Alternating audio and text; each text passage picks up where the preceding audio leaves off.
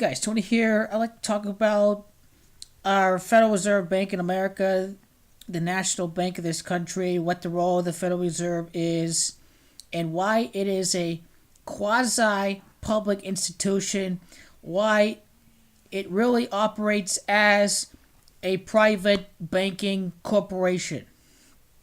First and foremost, I have here a United States note. And you can see on the top, it says Federal Reserve note.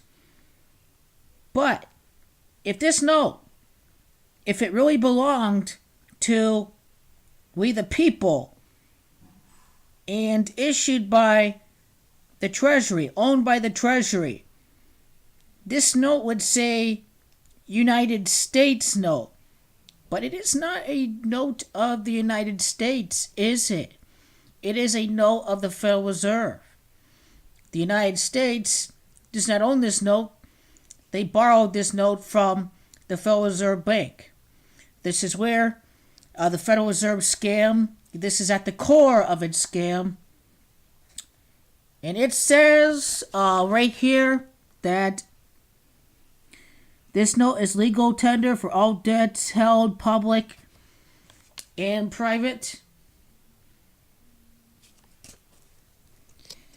The Federal Reserve Bank is made up of 12 regional banks that pretty much share as shareholders for the entity as a whole. These 12 regions act as one. I'd have to go into how really it operates as corporations in terms of shares, but the Treasury does not own the money. They don't print the money itself. The federal government borrows whatever liabilities we need to cover our budget from the Federal Reserve Bank.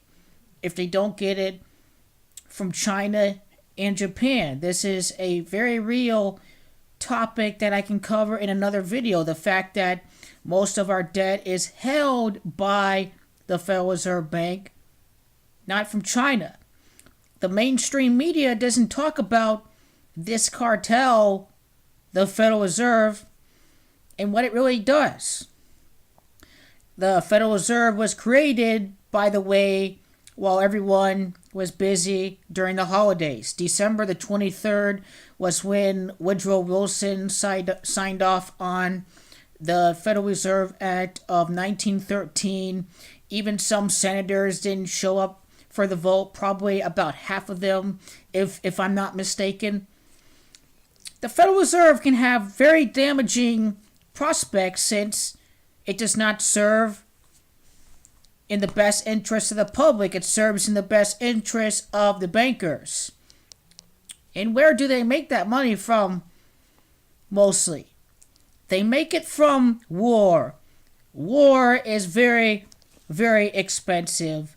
Governments have to borrow tons of money in order to pay for wars, to give themselves more power, which helps multinational corporations, which helps the weapons manufacturing industry, the good old military-industrial complex, helps oil companies, as we've seen with this fraud, war on terror, that has really helped corporate conglomerates amass even more power.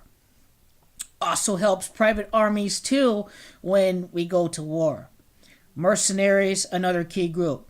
Those are the beneficiaries of war. The biggest beneficiaries are, in fact, the bankers. Every single time we borrow money from the Federal Reserve, we have to pay back that money with interest. This money has been printed and created in order to borrow from the Federal Reserve. Question is where does this interest come from this money that we print from the Fed? Where does it come from? It is virtually impossible to pay it back if you can see where I'm coming from with this. So how do we pay back the Federal Reserve with interest? this is how they could continue on this scam.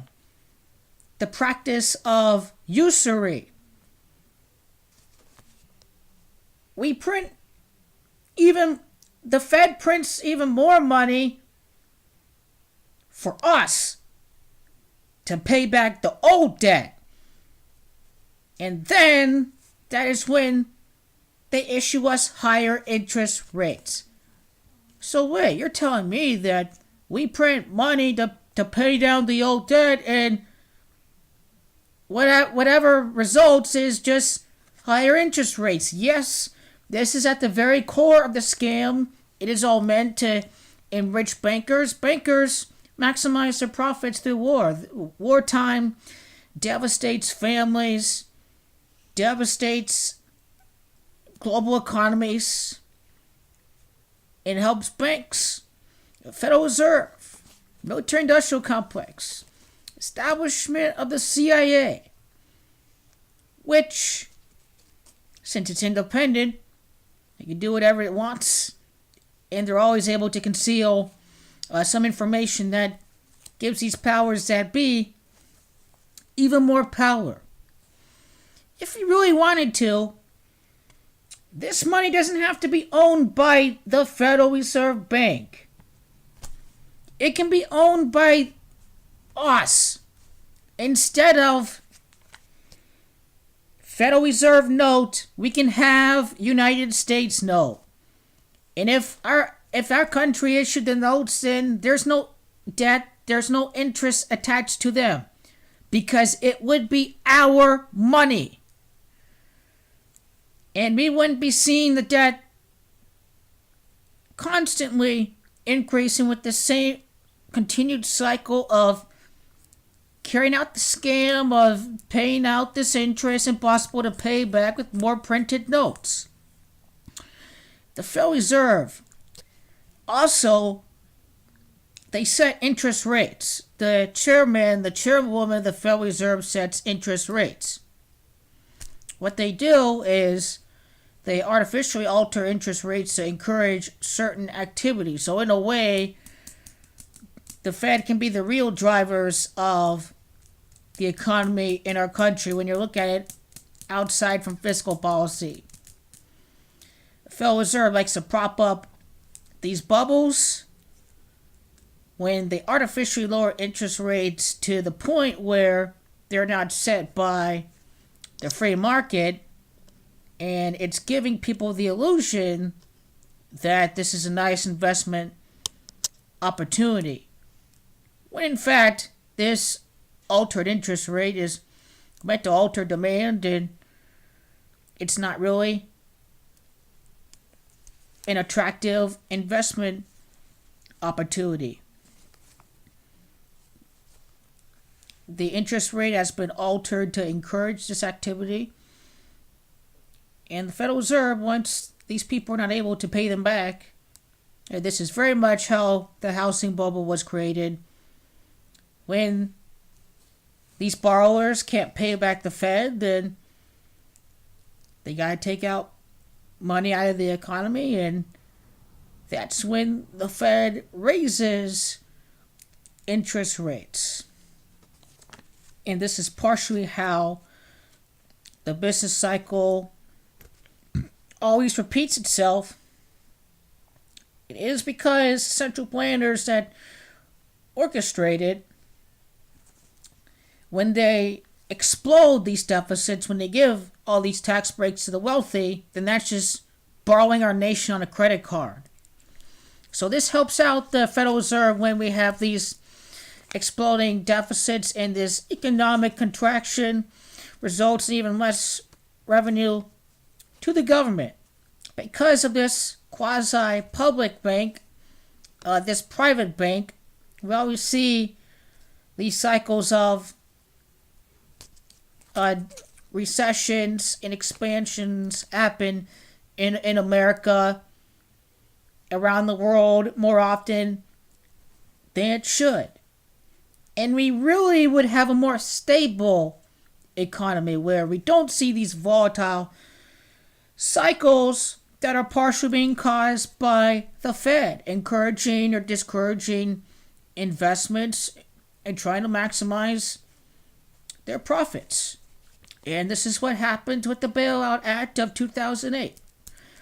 Is we bailed out Wall Street, we bailed out the banks who love setting the crashes and buying these properties on pennies of the dollar. And during good times, they'll sell these properties for a profit. The Federal Reserve is a hidden cartel force not owned by the government, but owned by 12 regional banks. And it is the Fed that loves to profit off of war. What we need to do today is we need to allow interest rates to be set based on market supply and demand. And we must allow us to encourage policies that will bring good jobs back to America, which will stimulate aggregate demand. And we want to lower deficits, which will help the bankers less when the rich are paying their fair share to the government, and we're freeing money for the spenders, the drivers of the 60%, 70% of GDP that is a direct result of consumer spending. This is what we need to do. It starts with repealing the Federal Reserve Act of 1913. That can happen once we end Citizens United and all these special groups like the Koch brothers want to repeal all campaign finance laws in America. It's time for a change. And we need to know what really works and what does not work, and what serves the greater good and what does not serve the greater good. So it's all Fugazi, the Federal Reserve, and the Fed.